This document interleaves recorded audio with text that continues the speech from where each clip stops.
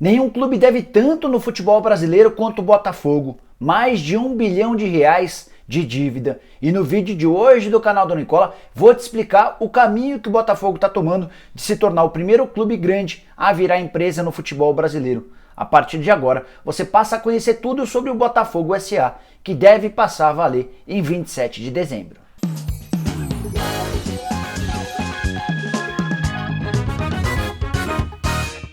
Fala aí pessoal, eu sou o Jorge Nicola, bem legal ter você aqui em mais um vídeo do meu canal e quero aproveitar esse vídeo para te explicar com todos os detalhes a ideia de transformar o Botafogo em um clube empresa, o Botafogo SA, que pode sair do papel no próximo dia 27 de dezembro. Quero aproveitar esse vídeo para te explicar os prós e contras e para responder a uma série de perguntas que vocês já fizeram em lives e aqui em comentários do canal sobre como é que funcionará esse clube empresa. Isso vale também para outros clubes do futebol brasileiro. Bom, para começar, preciso te contar que na semana passada o Conselho Deliberativo do Botafogo aprovou por unanimidade a transformação do clube em um clube empresa. Para que isso seja referendado e comece a valer, falta ainda a votação dos sócios, que está marcada para o próximo dia 27 de dezembro. Se os sócios aprovarem, o Botafogo estará no mercado em busca de investidores. O passo mais difícil era justamente esse. Junto ao Conselho Deliberativo, em geral vários conselheiros, isso vale para o Botafogo, mas também para outros clubes brasileiros, são contra esse tipo de operação, porque um clube empresa pressupõe a ideia de ter profissionais no comando do futebol. E a partir daí acaba-se aquela história da carteirinha valer mais, acaba-se aquela história do médico que vira diretor de futebol, do cara que é advogado e trabalha no departamento de finanças, do cara que é dentista e trabalha como diretor de marketing do clube. A partir do momento em que o clube se torna um clube empresa, ele tem a obrigação de buscar os melhores especialistas no mercado para cada uma das funções. Mas, diante do caos financeiro que vive o Botafogo, o Conselho Deliberativo do clube acabou por aprovar essa ideia, essa iniciativa do clube empresa. Hoje a dívida do Botafogo gira na casa de R$ 1 bilhão. Nenhum clube brasileiro tem uma situação financeira tão complicada. E o drama é ainda maior quando a gente leva em consideração a capacidade de arrecadação do Botafogo associada a penhoras. O Botafogo estima ter arrecadado em 2019 R$ 125 milhões. Só que por causa de penhoras, de bloqueios judiciais, por conta de uma série de dívidas que o Botafogo tem, não entraram no cofre do clube mais do que R$ 40 milhões. Então você imagina, um clube do tamanho do Botafogo, da grandeza do Botafogo, com a tradição desse time da Estrela Solitária, que arrecada R$ 40 milhões líquidos por temporada e tem uma dívida de R$ 1 bilhão. Na reunião da semana passada, foi dito aos conselheiros de maneira bem clara que se o clube não fizesse um movimento como esse para se tornar uma SA, a chance de o Botafogo quebrar, falir, deixar de existir era imensa, porque o clube hoje é absolutamente insustentável. O Carlos Augusto Montenegro, ex-presidente do Botafogo e um dos líderes desse movimento para transformar o clube numa SA, chegou a dizer a seguinte frase na reunião da semana passada: precisamos agir rapidamente, senão Léo Valência, Vitor Rangel e essa turma toda vai continuar, e é claro, uma bela de uma porrada nos dois jogadores, no Léo Valência e no Vitor Rangel, mas ele quis deixar bem claro que o Botafogo não será capaz de competir à altura do Flamengo, do Palmeiras, do São Paulo, do Grêmio, se continuar nesse status quo. A partir daí, o Conselho Deliberativo aprovou por unanimidade e agora a questão será votada pelos sócios no próximo dia 27. Você pode estar em dúvida a respeito dessa dívida de R$ 1 bilhão. Como é que o Botafogo constituiu uma dívida tão grande? De acordo com Carlos Eduardo Pereira, ex-presidente do Botafogo, ele antecedeu ao Nelson Mufarrege, que é o atual presidente. Eu conversei com o Carlos Eduardo Pereira antes de gravar esse vídeo. Ele contou que R$ 300 milhões desse 1 bilhão estão no Profut. E essa é a dívida mais administrável hoje pelo Botafogo. É uma dívida que está financiada pelo Profut e todas as penhoras recentes acabaram sendo utilizadas para o pagamento desse Profut. Tem até um dado legal: por conta de tantas penhoras, até agosto de 2020 já está garantido o pagamento do Profut. Então é a única dívida hoje mais tranquila, mais administrável do Botafogo, que tem outros 350 milhões de dívidas cíveis. O que eu quero dizer com dívidas cíveis? São contratos, por exemplo, de imagens com treinadores que não foram pagos. Para dar um exemplo claro, o Oswaldo de Oliveira passou por lá, não recebeu, foi à justiça e está cobrando do Botafogo. O restante, os outros, algo na casa dos 350, 400 milhões de reais, são dívidas na área trabalhista. E aí, para que fique bem claro também, vou citar um outro exemplo.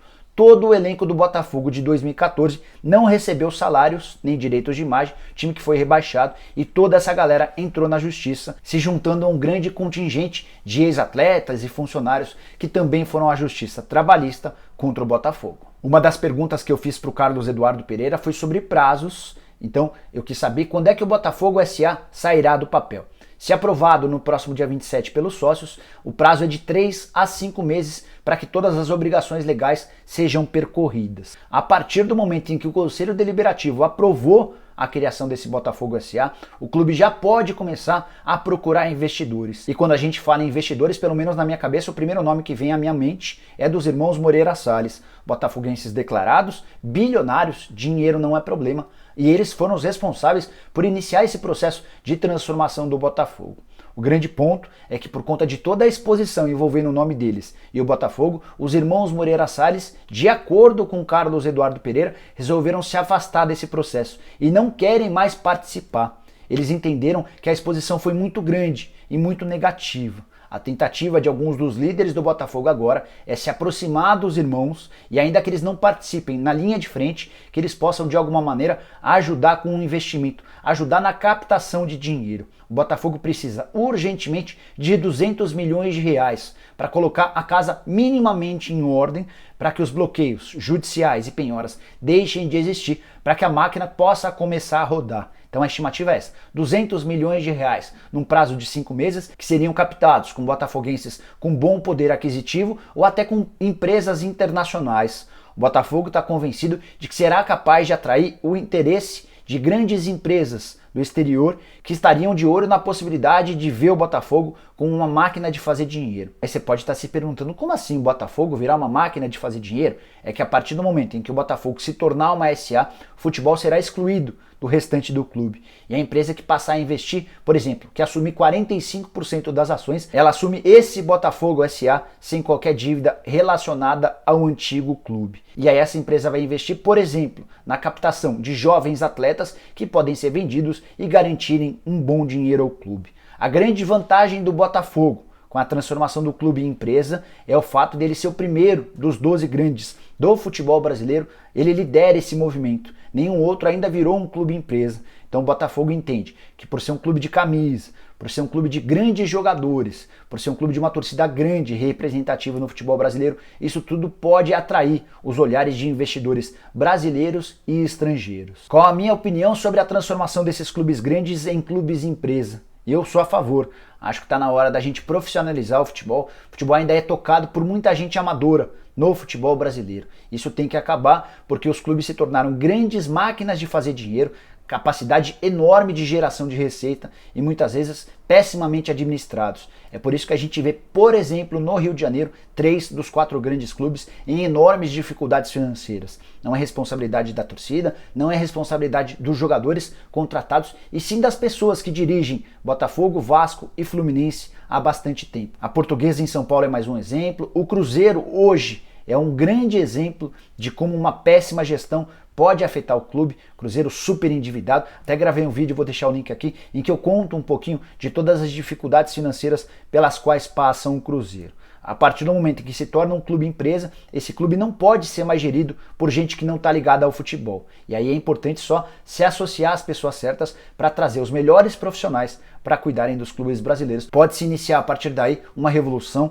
talvez a maior revolução do futebol brasileiro, que faria muito bem para todo mundo que ama esse esporte. Bom, pessoal, eram essas as informações sobre o Botafogo SA que eu queria dividir com vocês. Espero que tenham curtido o vídeo e deem um like por aqui. Quem ainda não se inscreveu no canal do Nicola, aperta o botãozinho vermelho de inscreva-se, aperta também o sininho para ser notificado toda vez que eu fizer um vídeo novo ou uma live, e use o espaço para comentários para deixar opinião, sugestão, crítica, cornetada, seja lá o que for, beleza? A gente se vê numa próxima, até!